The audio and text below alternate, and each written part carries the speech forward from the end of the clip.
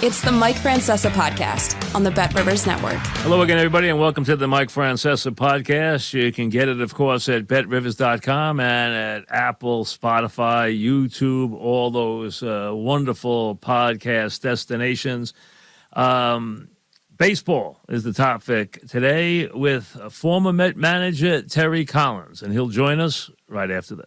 You're listening to the Mike Francesa Podcast on the Bet Rivers Network. Welcome to the Mike Francesa Podcast, and I welcome in a guy that I interviewed probably a couple of thousand times. One of my favorites, a guy who, when I first heard about him, people said, had trouble getting along with players don't like him. I never got a worse scouting report in my life on a guy than Terry Collins. I've said this a bunch of times. I said it on a podcast I did with Jay Horowitz about a month ago. I said, you know what? People were so wrong. This was the nicest guy, the most accessible, friendly, honest guy. Players loved him. Media loved him. I thought Terry Collins was absolutely great when he was here, and he's been wonderful to deal with through the years, and it's nice to talk to him again. Terry, welcome. How are you? Good, Mike. Good to have him. Glad that you're back on the air. Yeah, thank you. And you know what? I really enjoyed the time with you. I thought you did a great job, and I thought it was really interesting times when you were running that ball club. And, people look back, they should, and think of it very fondly because you did a great job taking that team to terrific heights, back-to-back years. Really did some great things with that team. Well, thanks, Mike. You get lucky at certain times in your life or your career. And, I got very fortunate when Sandy hired me. And, I came into a pretty good situation. We had some pretty good players on my first year there. And Sandy did a great job going out and acquiring some other guys that obviously made a huge difference as we went down the road and towards 2015 and 16. Let's be honest. You were a big reason why they got Cespedes. They didn't want Cespedes. Sandy was afraid of Cespedes. And if I remember right, it was you talking to Jimmy Leland that got them to finally give him a chance to come here. And I know he wasn't always probably the easiest guy to deal with, but boy, did he carry the team on his back when he was going good. Absolutely, Mike. And, now it's exactly what happened. Jim called me the afternoon of the trade deadline and told me that, he was still with the Tigers at the time. And he said, hey, we're going to trade Yoenis Cespedes today. And Jim said, I don't care what you hear, get him. And I told Sandy about the conversation, and he went out and got him. And you're absolutely right. If it wasn't for Yoenis Cespedes, I'm not sure we'd have made the run we made. Few guys I've ever seen in New York carry a team more than he did when I saw Piazza carry the team. We've seen some great guys play in New York, but when he was on top of his game, he was some player. Mike, you know what? I still play golf with Yoenis today. I live in Port St. Louis, and so does Yoenis. And so we play golf, and I've asked him one day, I said, who do you think the best player in the game is? And he said, probably Mike Trout. I said, well, let's compare yourself to Mike Trout. There's not one thing Mike Trout does more better than you except plays every day. That's exactly right. Tool for tool, there was no comparison. And, and he showed that. And I thought, one of the things I thought Sandy did, he kept him on those one-year deals for a couple of years and, forced him to put up great numbers, and he did that. Negative thing, before we talk about these clubs today, negative thing, and I know this is tough for you because you dealt with them and did a lot of things behind the scenes to try and help them. You did, the ball club did. But I guess none of us realized what was really going on with Matt Harvey, and it's sad to see. He had the world of talent, and it just shows you. He had some unlucky injuries, we know that. But, boy, it just shows you that talent isn't enough sometimes. You need luck, and you need discipline, and you need dedication. It takes a lot to become a superstar. There's a kid who had the world on a string and had so much talent, and look how his life has crumbled now. Yeah, Mike, I absolutely agree with you. And I will tell you, there's one place where you cannot think you're bigger than New York City. You can't do it. I don't care how hard you try. You know what? The greatest players that have ever played in New York, a few of them, they were able to outlive the city. But you cannot try to be, a big person in New York City. You just got to go out and play your game, be who you are. and the town will carry on your shoulders. And, and Matt, he just wanted to be the biggest guy in New York, and, and ended up taking him down because I will tell you, in 2013, he was, I thought, the best pitcher in baseball. Here's a guy who had, really electric stuff. When he was at the top of his game, he was unbelievable. Well, at the All-Star game in New York in 2013, Carlos Beltran and I are very, very good friends. And I asked Carlos at the All-Star game, I said, who's the best guy you've ever faced? And he said, the guy starting tonight for the National League, Matt Harvey. I said, you're kidding. Wow. And in your entire career? And he said, Terry, you don't know what's coming. And when it comes, it's better than anybody else's. He throws 97. He's got a 93-mile-an-hour slider, and he's got a great changeup. And he'll throw it in any count. He said he's the toughest guy I've ever had to face. Unbelievable. It just shows you how much talent we're dealing with and what could have been. We look at Gooden's career. At least he hit heights and had a lot of memorable moments, a lot of big seasons. He had a career. Harvey, we're going to look back and say, where'd the career go? It just fell apart. It really did. I will tell you, everybody, not everybody, but most of the guys get through the Tommy John, which Matt did. But that outlet syndrome that he had, that really hurt him because his shoulder just never came back to the strength that he once had. And I thought that really affected him late. And, he still wanted to try to be the best. And he fought the changes he was going to have to make and the kind of pitcher he was going to be. Unbelievable. We're talking with Terry Collins. Terry, how about Lindor right now? Second season, and we've seen guys come to the Mets before in other eras, and for some reason, great middle infielders not do well here. Alomar, who was a great player. Carlos Baerga, who used to kill the Yankees. I used to watch him just destroy the Yankees.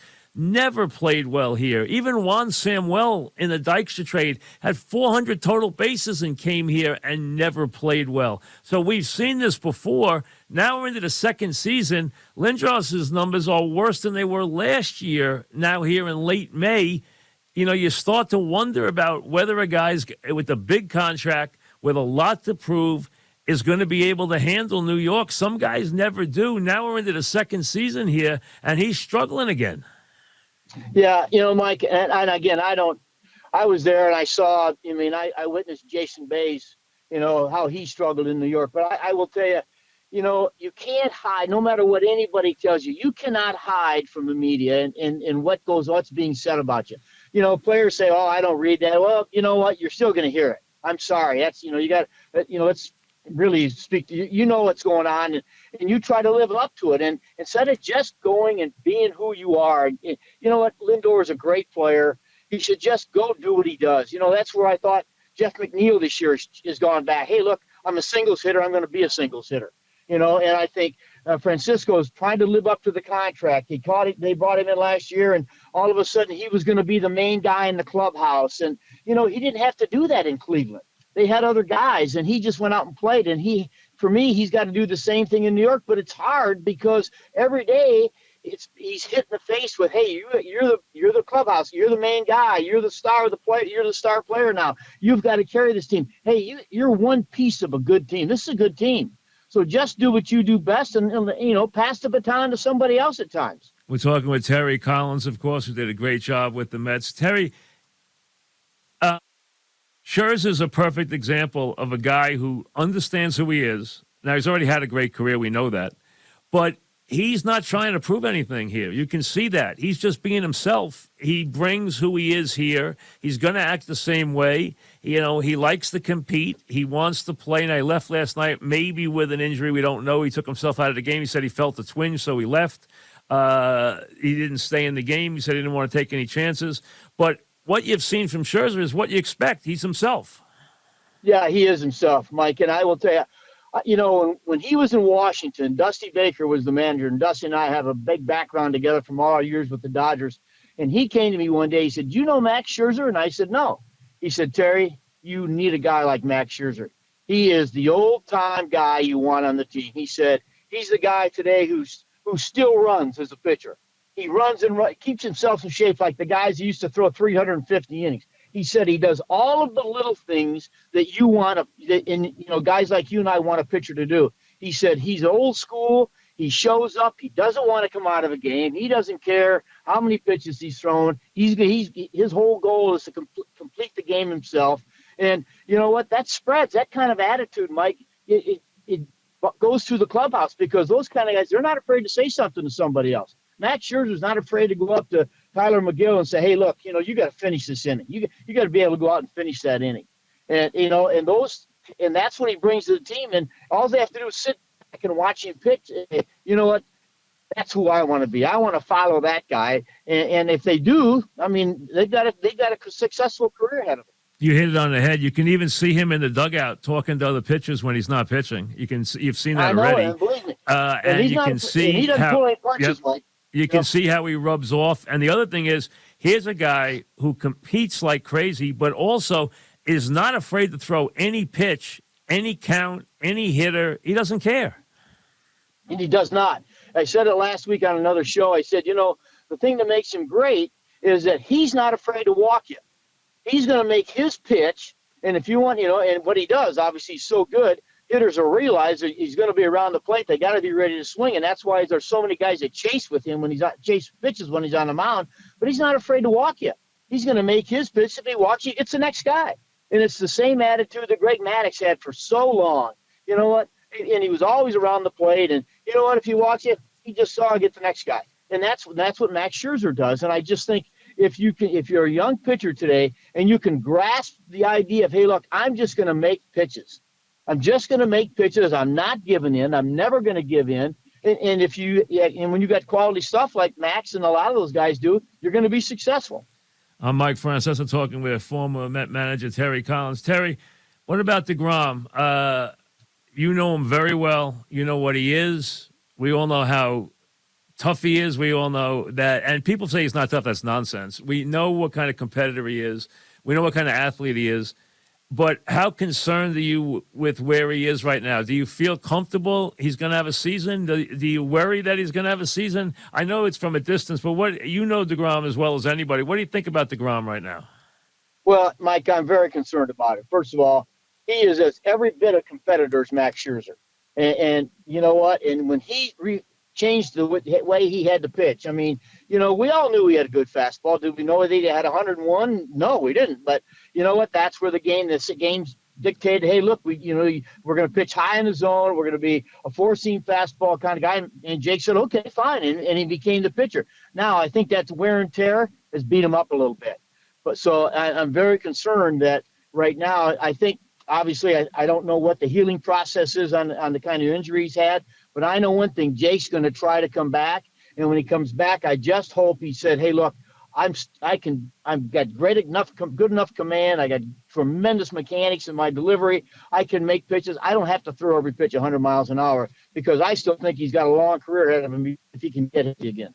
Do you think, and I don't know this, but do you think the fact, and I think it helps him in terms of his overall performance, great fielder. He was a guy who wasn't a pitcher, good hitter. We know that. We've seen him sometimes beat a guy who gets the hits for the Mets. We've seen him do that too.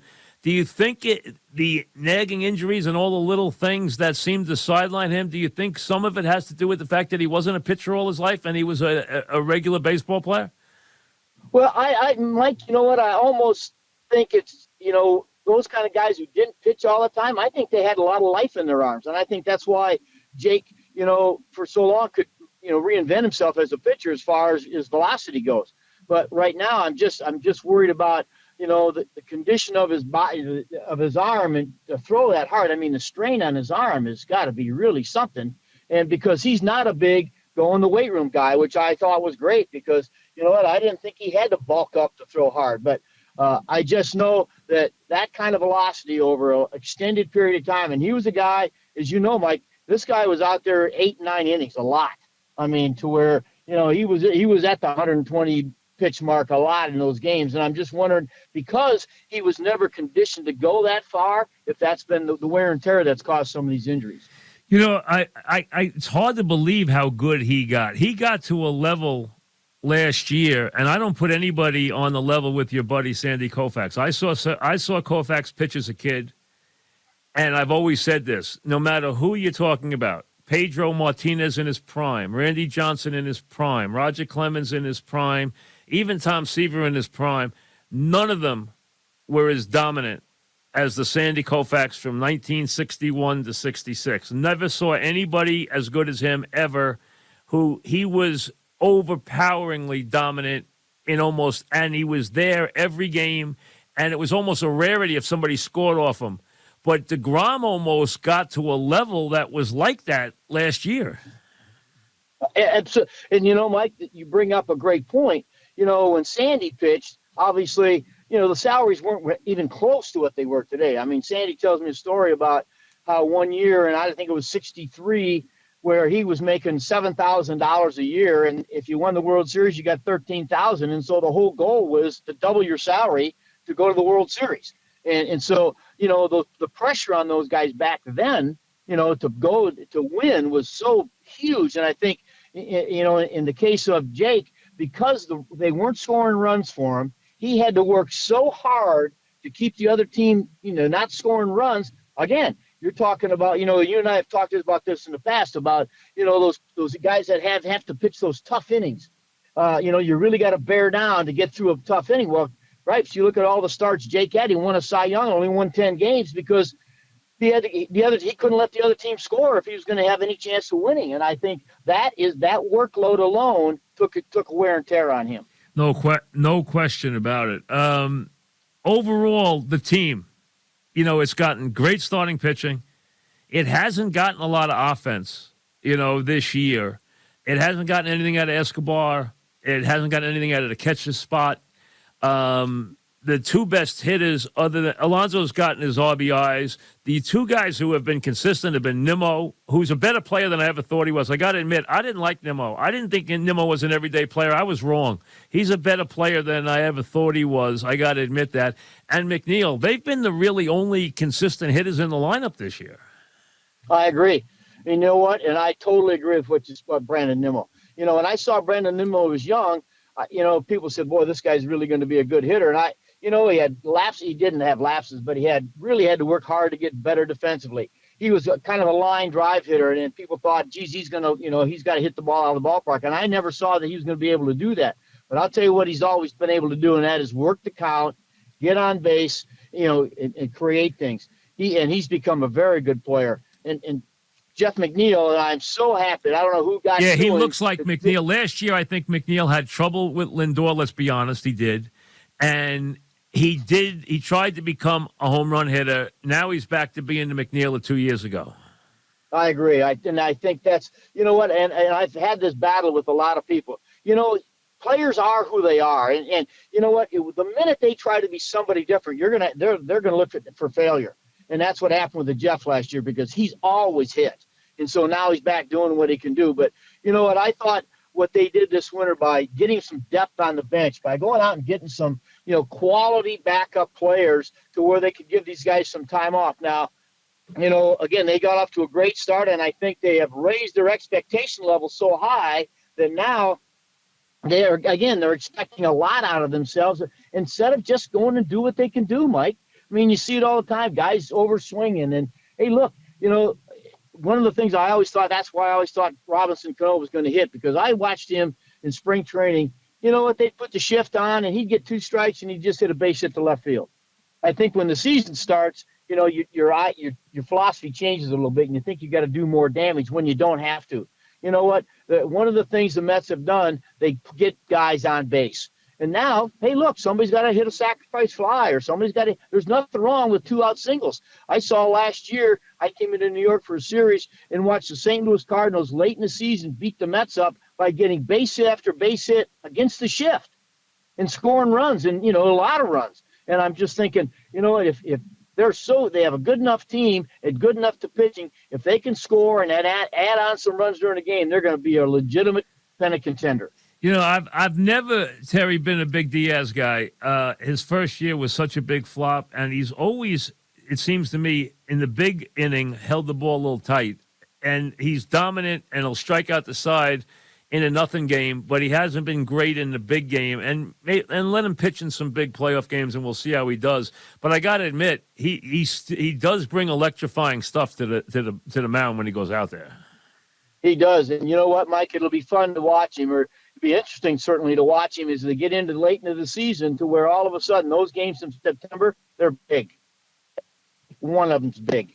And I know wins in April are important, wins in May are important. I understand it. But those wins come August and September are huge, and the pressure.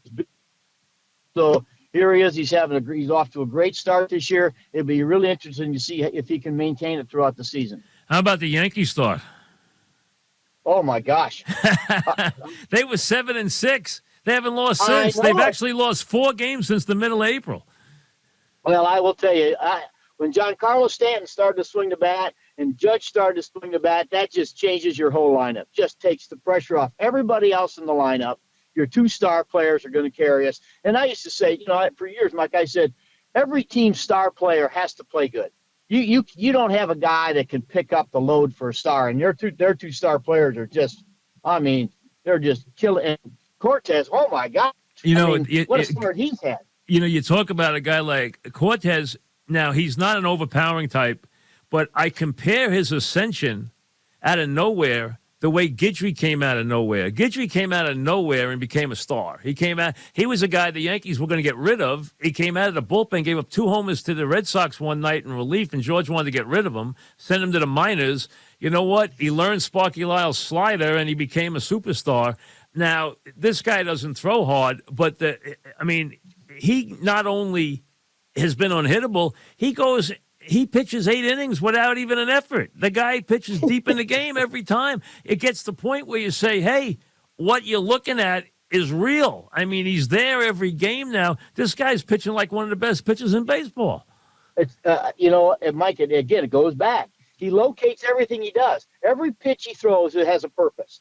You know what? And I'm sure in his mindset, he's going to say, you know what, if I miss here, I'm going to miss off the plate because in my next pitch, I'm going to go over here and I'm going to make another pitch. That's what the great ones did for so many years.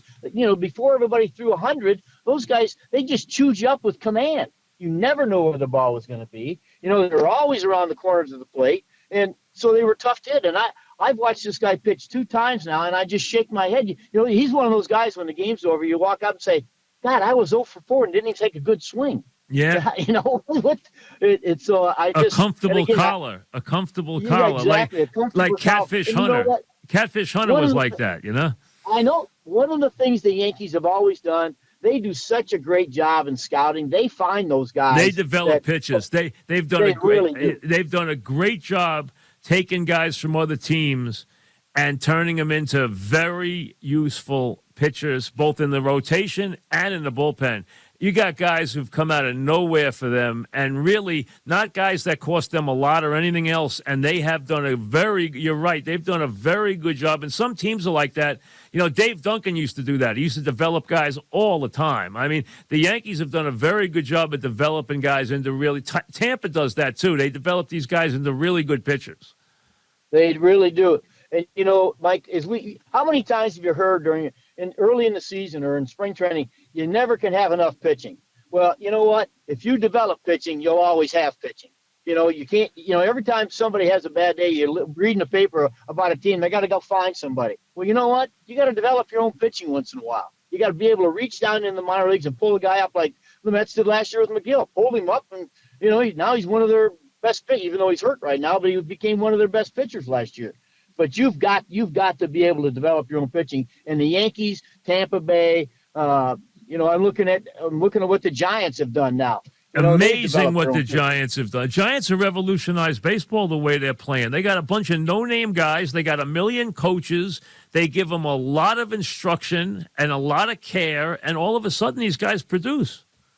Yep, and there's, Mike, and you're right about the coaches. Coaching's hard, and especially at the big league level because, you get guys who, their egos get in the way, but they have done a great job of saying, hey, look, we're going to play the game right here. We're going to do the little things right, and you know what? They beat you by fundamental baseball. But Terry, how about that? We're talking with Terry Collins. You're a baseball lifer, and you come up out of the Dodger organization, and instruction was always huge. They taught everybody the same way about the Dodgers, even more than the Yankees. That they did everything by the book, the Dodger way, blah blah blah, all the way down the line. Everybody taught the same way, so we know that went on. But how about these guys now? You talk about what they're doing with San Francisco, because kids come to the majors now. They're not playing 3 and 4 years if they're good of minor league baseball. They're coming to the majors at very young ages because of the financial situations, especially the real talented ones. They have to learn the game on the major league level. That's tough to do, right? I mean, it's tough to instruct them, and they're making money, and they already think they're stars and they're young, but they have to learn the game. Right. Mike, I will tell you that I'll give you the perfect example of what.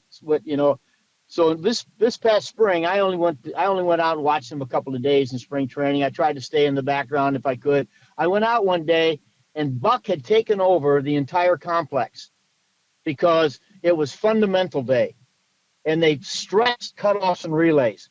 And you know what? I'm telling you, no disrespect to the other guys, I didn't see that in the last couple of years. I haven't seen that.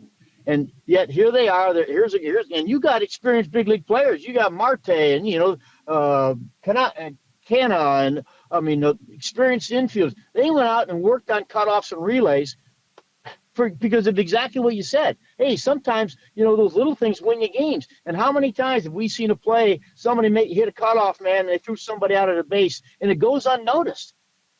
But today it's you don't see it. Last year, I can't tell you how many times I saw Michael Conforto overthrow cutoff men. And you've got to make it important. And Buck makes it important. He makes fundamental baseball important. I watch the TV, and they're talking about how guys, they bust it down the first baseline. Well, my gosh, for 100 years, that was what was expected. You didn't have to hit because that's how you were taught. And I think that's what the impact Buck has made is, hey, we're going to go back and play baseball the way we're supposed to. I totally agree. Plus, I'll tell you, I've noticed that in baseball this year, Terry. First of all, home runs. Now, you still got guys like Judge who are hitting home runs, and Trout's got 11, and Judge has 14. But home runs are down. You're seeing the hit and run again. You're seeing the stolen base again. You're seeing some stuff in baseball you hadn't seen in a couple of years. It seems like the game is moving a little bit more towards the old way baseball was played. Right, and I agree. And I don't know, Mike. I haven't been on the field. I don't know if the balls are how much would have changed the balls have been made. Well, the guys are saying the balls aren't as juiced this year. And I've seen Alonso shake his head 3 or 4 times on balls that he hit. So maybe the ball's a little deader. I know some players are thinking that's the case, and maybe it is. But you're seeing guys play. You're seeing the stolen base this year. You hadn't seen that, and you're seeing hit and runs this year. I've seen a bunch of hit and runs. I didn't think I saw one last year at all. Mike, I'm going to tell you, with the way everybody's shifting now, why would you hit and run? If you can hit the ball the other way, and by the way, every day during the season, during batting practice, guys work on hitting the ball the other way. And now they're giving you a hit. They're just giving you a hit. And so why not hit and run? Because if you can't, if you're trouble hitting the ball in the ballpark, they're giving you spaces all over the field that these great hitters, these guys who can handle a bat, you're just going to, move runners along. And that's the idea of hitting and running. So I've seen them more and more. I've seen Pete Alonso. What's he hit? About 7 RBIs hitting singles to right field. Yep, with a runner absolutely. at second or third base. Absolutely. And that's why I always thought Pete, because I saw him when he was in Double-A, and I said, if he takes this, this approach to the big leagues with his power, he's going to be a dangerous hitter, and he's become a dangerous hitter. No, there's no question he's done that, and there's no question he's taken the ball effectively to the opposite field this year a lot more. But clearly, it's been very windy for whatever reason, and the ball has, especially at Citi Field, Yankee Stadium, right field. Let's be honest. You hit a fly ball, it's going out of the ballpark. And Woodward called it a little league park. Hey, Babe Ruth hit those balls. Mickey, Roger Maris, Bobby Mercer made a living on those balls. Greg Nettles, I mean, it's been going on forever. It's not a secret. To call Yankee Stadium a Little League park is ridiculous. I mean, we all know that they can. And then he has a guy win a game, dunking one in the first row. I mean, dunked it in the first row, and So the bottom line is, we know that that's the case at Yankee Stadium. You're going to get some cheap home runs, but I noticed at Citi Field, and they were remarking it last night, ball just is not going out of the ballpark. Well, that's always been a tough place to. Mike, one of the things that Sandy and I used to talk about is that because there was a while where we had trouble winning at home, and actually Sandy said, "What do you think we need?" I said, "Look, we've got to find guys that play in this park. This is a tough park to hit in. And even though we've moved the fences in, yep. I mean, think about that park before they moved the dimensions in. Yep. It killed some guys. So you've got to change the way you play in Citi Field. But the wind, the early in the season now, when it starts to warm up, which it's going to start doing, now we'll see the difference in how the ball carries. But it's just there are those things that happen during a season that you can't explain, and you just got to adapt. Change, and that's everybody talks in spring training. It's always, we used to talk about 30 teams that start spring training. They always say, "Hey, look, you got to make adjustments, maybe every at bat at the plate." Well, if there's a night where the wind's blowing in, you got to make an adjustment. To try to pull a ball in and hit it into the wind in a big ballpark, and it's humid, maybe damp. All you're asking to do is hit a fly ball left field or hit a fly ball to right field. So change your approach. And I think right now that's what we're seeing the good teams do. They're changing the way. Hey, look, as it warms up, they may revert back to trying to hit the ball in the ballpark. But right now you got to make adjustments. You've also seen a lot of the older pitchers really got off to fast starts. Verlander. We mentioned Scherzer, Kershaw in his first 4 or 5 starts was, off to a fast start. All these guys, have gotten off to very, very good starts. A lot of the veteran guys have gotten off to very good starts. Mike, I think one of the things those veteran guys do, they know how to get ready. And so this spring, with the shortened spring training, I think those guys knew how to go about getting ready in a shortened spring training. Good point. The young guys, very good point. They're used to 6 weeks getting ready. These guys say, "Hey, look, I watched Matt Scherzer, his first spring training game, throw 75 or 80 pitches in his first spring training game. You don't tell me he wasn't ready to do that when he started spring training, because he knew at that particular point of spring training in the past he would be ready to throw 70 pitches. And I think those guys with that experience said, "Hey, look, I need to be ready going into spring training. I no longer can use spring training to get ready." If that makes any sense. How about Kershaw? 4-0, 1.80 ERA. Now, he's only thrown 30 innings this year, but his whip is 0.73. I mean, the guy's getting people out. He gets people out. With that big curveball. That big curveball.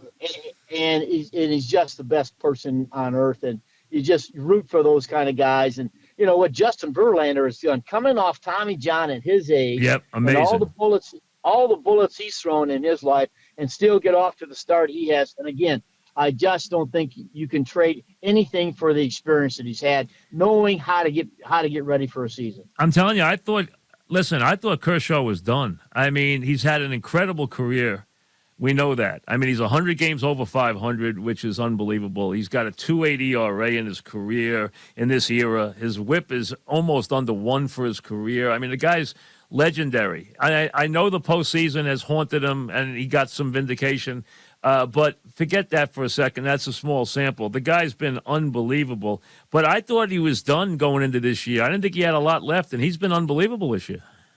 He's been unbelievable. And, Mike, I really thought this might be the end also. I saw some of the games he pitched last year, and he wasn't the same guy. So, maybe that, I know he had some type of procedure at the end of the year, and again, you just don't know. A lot of these guys, they pitch through some difficult. I mean, you mentioned Sandy Koufax earlier. I mean, his last year, the guy finished 29 games with a bad elbow. Oh my God! And putting that liniment on, right? Putting that stuff on, all that liniment, exactly, all that stuff on his shoulder and everything. I mean, he crippled himself the way he pitched.